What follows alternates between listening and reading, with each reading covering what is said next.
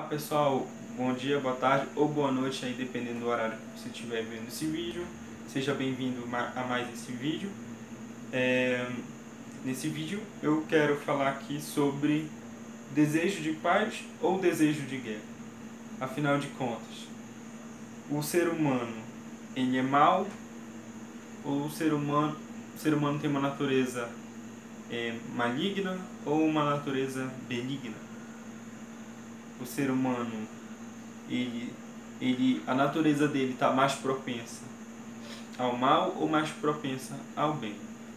Bom, essa é uma das discussões mais importantes e mais longas da filosofia. Diversos filósofos irão entrar em discussões até mesmo contrárias a respeito desse tema, dessa síntese. Muitos irão apoiar a ideia da natureza de que o ser humano é um ser benigno, que tem tendência ao bem, uma natureza do bem. Mas também uma grande parte, uma grande maioria, irá apoiar a ideia de que a natureza do ser humano é realmente uma natureza mal, uma natureza ruim, que tende a fazer o mal.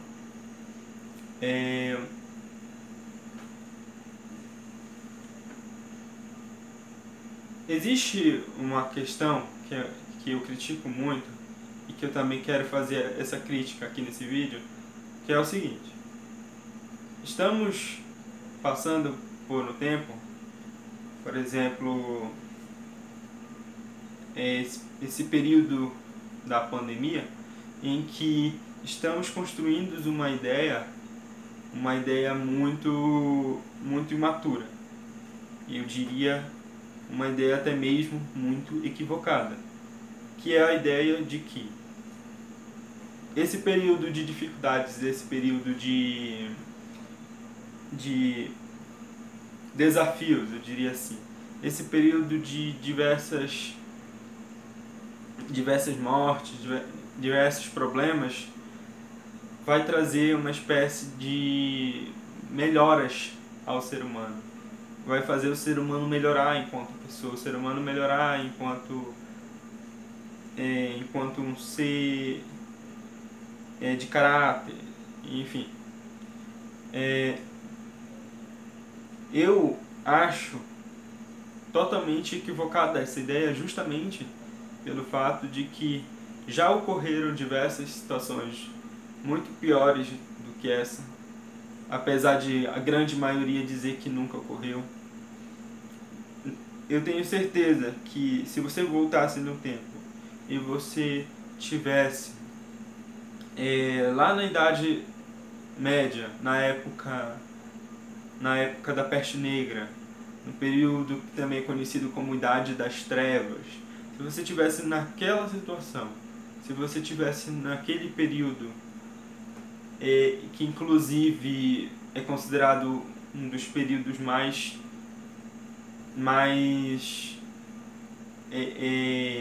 ruins da humanidade, dos períodos mais tristes da humanidade, eu tenho certeza que se você voltasse lá, você iria querer voltar imediatamente para cá, porque aquela peste negra, ela não era um vírus ou uma gripe ou uma doença simples.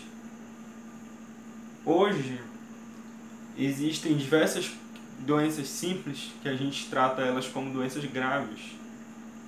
Ao invés da gente focar no que realmente é grave, focar no que realmente é ruim, a gente foca em coisas banais que não levam a lugar nenhum.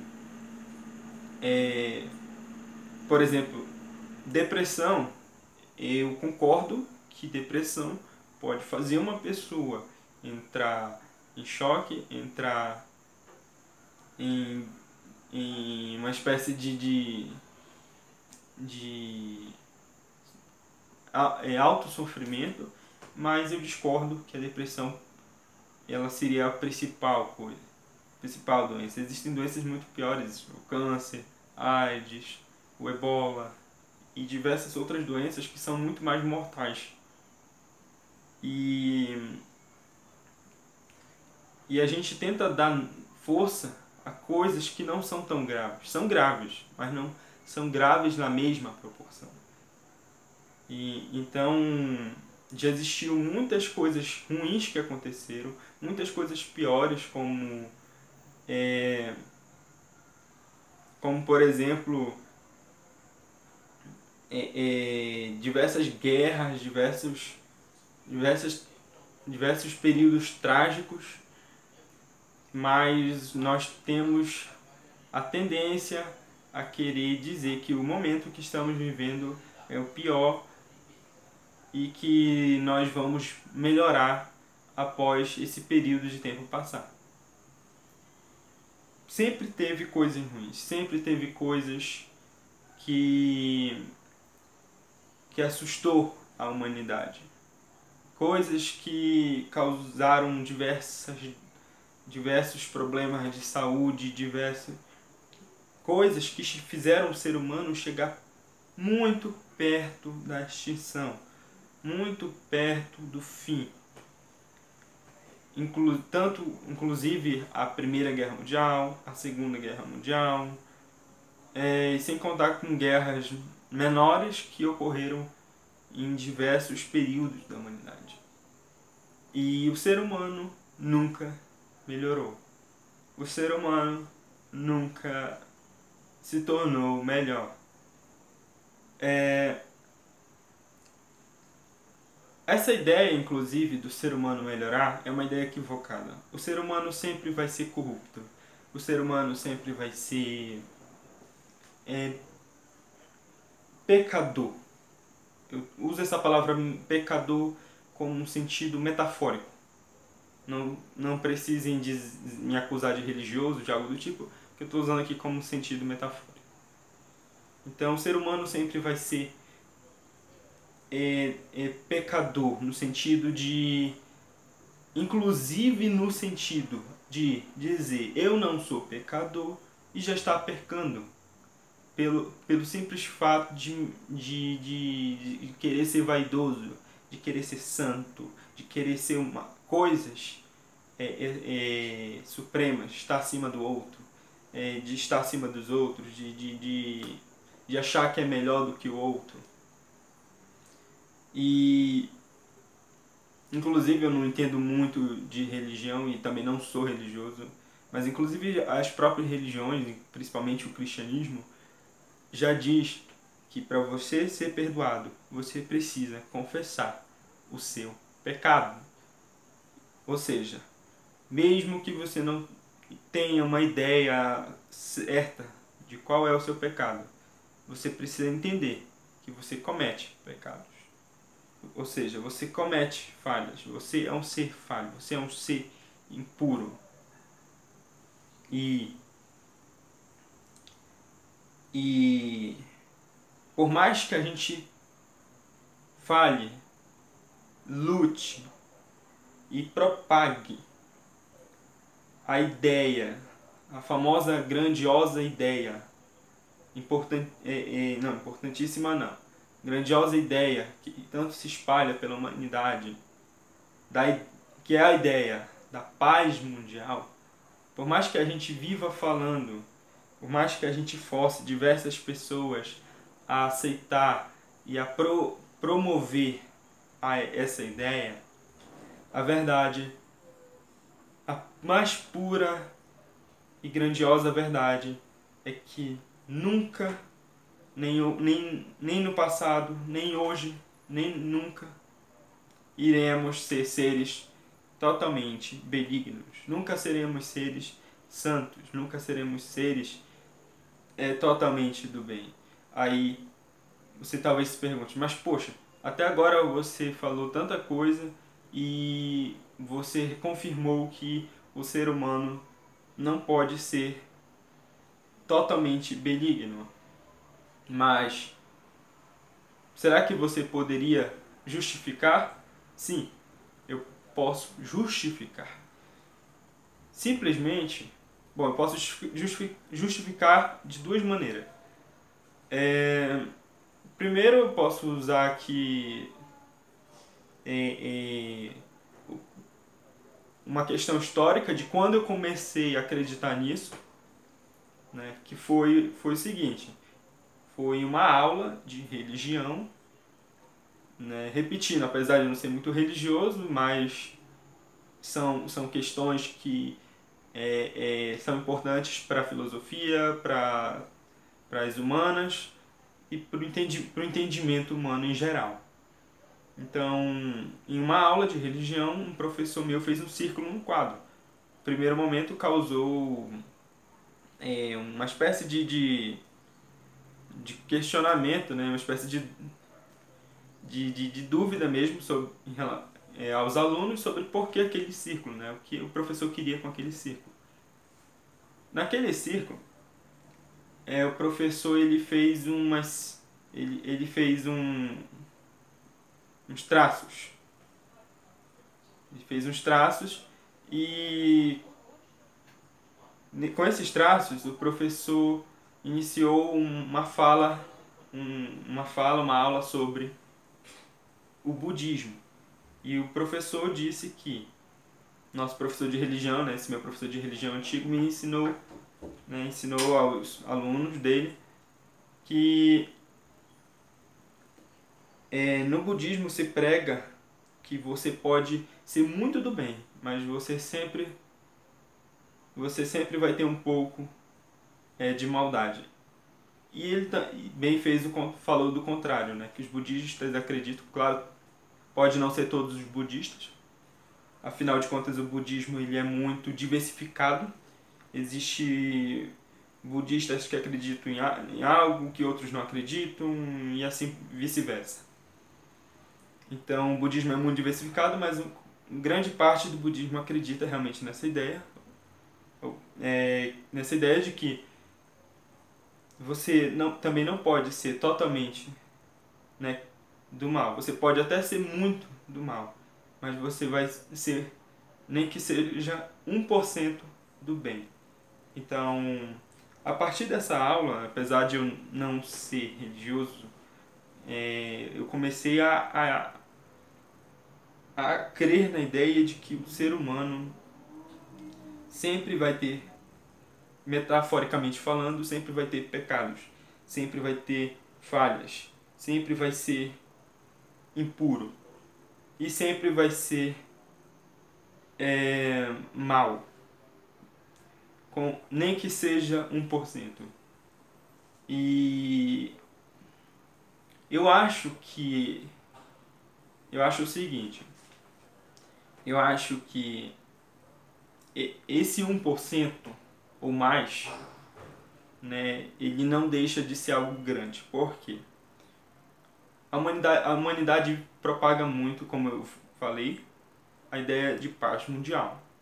A humanidade sempre falou em paz mundial, a humanidade sempre falou em paz, na ideia de paz. Vamos ter paz, vamos tentar a paz. E, claro, a humanidade, entre aspas, sempre conseguiu, no sentido de que se a gente não vivesse nações que tivessem limites em atacar uma a outra, se a gente não tivesse leis, se a gente não tivesse polícia, se a gente não tivesse, enfim, ordens dentro das nossas nações, então a humanidade, as nações, o homem já teria entrado em extinção, já teria se extinguido da face da Terra há muito tempo. Já teria sumido, desaparecido de vez. Então, é claro que a gente alcança um certo nível de organização, um certo nível de paz, um certo nível de tranquilidade, através dessas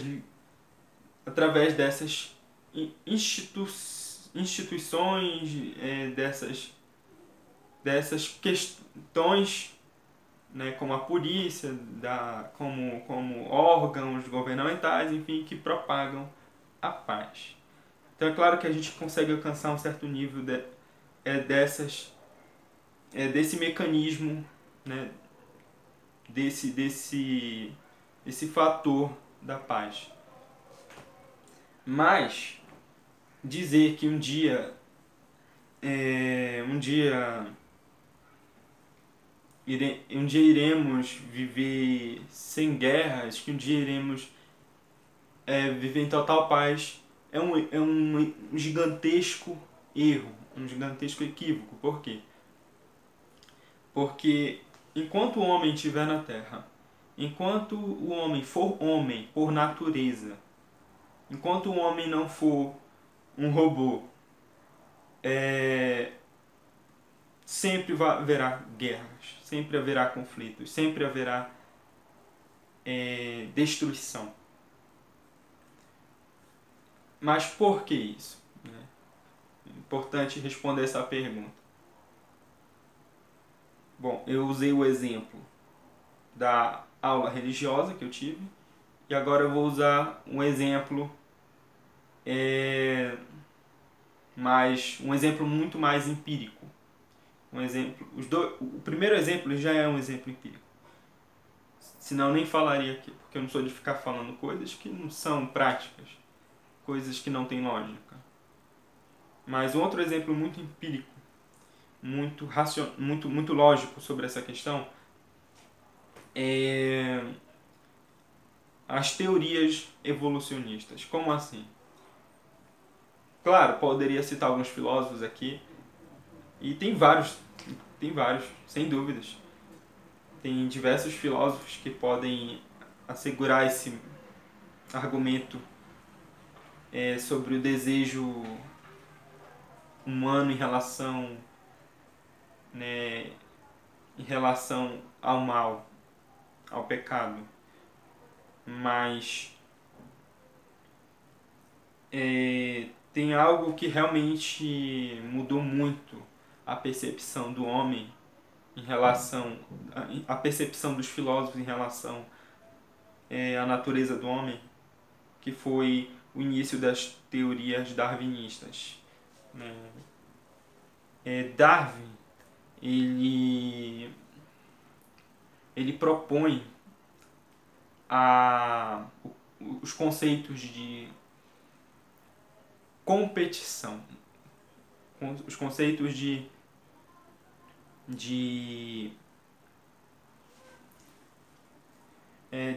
sobrevivência, de competição. E o que acontece? O homem ele sempre vai buscar pela própria sobrevivência. Ele sempre vai buscar pela sobrevivência do seu grupo, do seu povo, enfim, da sua nação. Então, esse instinto de competição e esse instinto de sobrevivência é o que explica o fator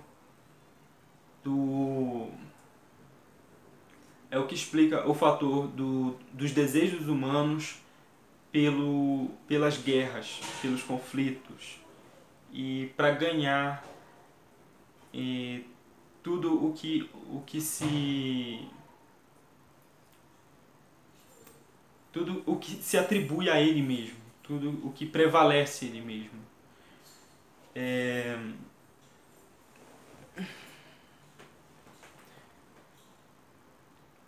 Hoje a gente tem uma explicação bastante psicanalítica em relação a essa questão também. Eu assisti um filme, não sei se é um filme muito conhecido, nem lembro direito o nome, mas era um filme que falava sobre uma ideia, um conceito que é chamado apoptose. A apoptose, ela seria o limite do bem, o limite em que um ser humano se preocupa com o outro, o limite em que um ser humano ama ao outro. E esse experimento que foi realizado dentro do filme, né, apresentado pelo filme, esse experimento confirma que o homem ele tem esse limite, e foi mostrado através do seguinte experimento. Foram colocadas várias pessoas dentro de uma cela e ninguém podia sair dessa cela.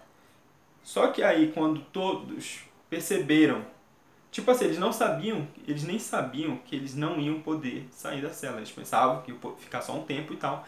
Mas quando eles perceberam que o único que só ia sair da cela seria o único sobrevivente, o último sobrevivente, e que a vida dele já estava ameaçadas desde o início, quando eles perceberam que a vida dele estava ameaçada e que só ia sair vivo o único sobrevivente, alguns começaram a matar um ao outro. Teve se eu não me engano, no filme que não queria nem ser morto por ninguém e nem queria matar, então ele pensou, racionalizou e tomou uma decisão. Então eu mesmo vou me matar. Não lembro bem, parece que ele realmente queria o bem dos que estavam na cela, então ele resolveu matar a si mesmo. Ou seja, isso foi raro, porque se eu não me engano os outros não queriam se matar, os outros realmente tentaram matar um ao outro, e parece, não lembro de certeza, mas parece que no final só o último mesmo que foi solto e sobreviveu. Então, isso é uma prova de que não importa quão bem você se diga, não importa quão bem você tenta ser. Quando você perceber que a sua vida está em risco, ou quando você perceber que seu grupo está em risco, você vai praticar o mal. E você não vai praticar o mal 1%. É por isso que eu concordo com essa ideia do 1% e ao mesmo tempo eu discordo. Ou então eu concordo no sentido de que esse 1% ele é justamente os 90%. Porque quando você perceber que você ou o seu grupo está sendo ameaçado, esse 1% vai se transformar em algo muito maior. Então, essa é a minha opinião a respeito da natureza do homem. Para mim, o homem ele sempre vai desejar ser mal, fazer o mal, praticar o mal, ser pecador no sentido metafórico da palavra. E o homem sempre vai ter conflitos, guerras e holocaustos. Enfim, então é isso, pessoal. Minha opinião, minha análise filosófica e meus argumentos sobre a questão da natureza. Agradeço aos que acompanharam o vídeo até aqui. Deixem seus pensamentos, suas ideias, suas propostas para os próximos vídeos. E, enfim, deixem suas críticas também, sejam positivas, negativas, tanto faz. E até o próximo vídeo. Falou, pessoal!